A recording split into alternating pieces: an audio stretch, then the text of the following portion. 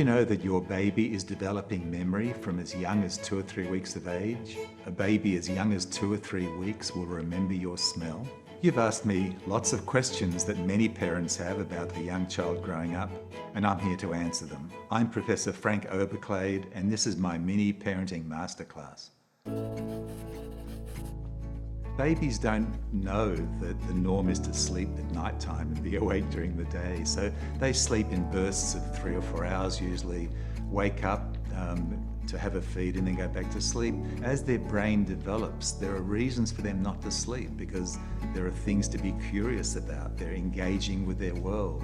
Parents are talking to them, are reading to them. So they get into that sort of predictable pattern of being awake for longer periods of time, engaging and interacting with their parents and caretakers and the world around them, and then falling asleep again.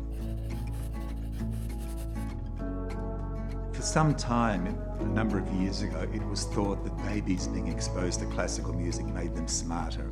There's no real evidence that babies listening to classical music makes them more intelligent. On the other hand, it certainly doesn't hurt. So if parents want to introduce music into the household, that's a great idea because as parents calm, as they enjoy the music, that feeling is passed on to their infant and they'll be calm as well. So there are lots of reasons why music is good for young children. Being smarter is not one of them.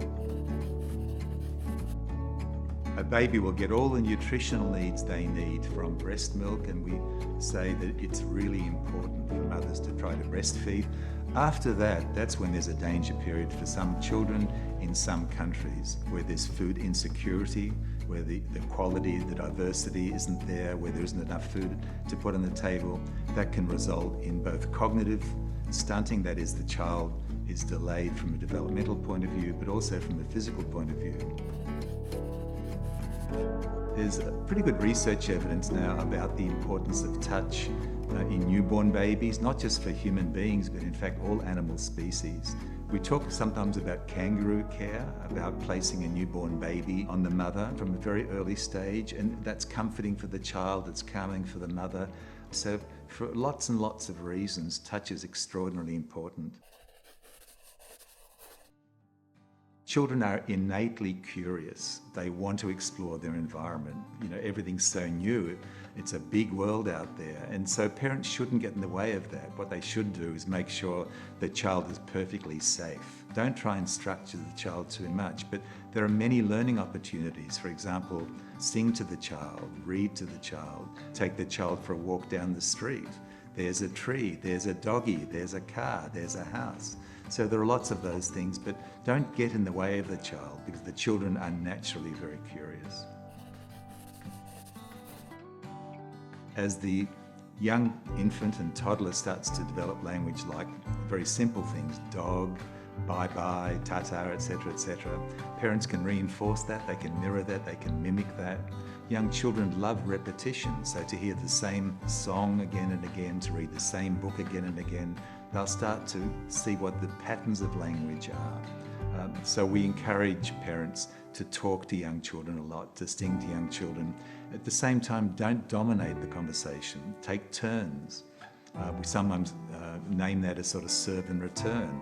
The child says something, the parent says something. Often mirroring what the child says is very important. In those early years of life, what babies need is responsive caring. They need a nurturing environment. They need parents that are tuned in to the young child. Parents are their baby's first teachers. As the parents are talking to the child, singing to the child, reading to the child, creating these sort of stimulating experiences, there's this explosion of learning. All of these networks are being developed in the brain. And those foundations of learning in those very early years are critical because they set the foundations for lifetime learning. If parents provide all of that, then the child's brain will grow and mature and fulfill all the potential that we want from all of our children.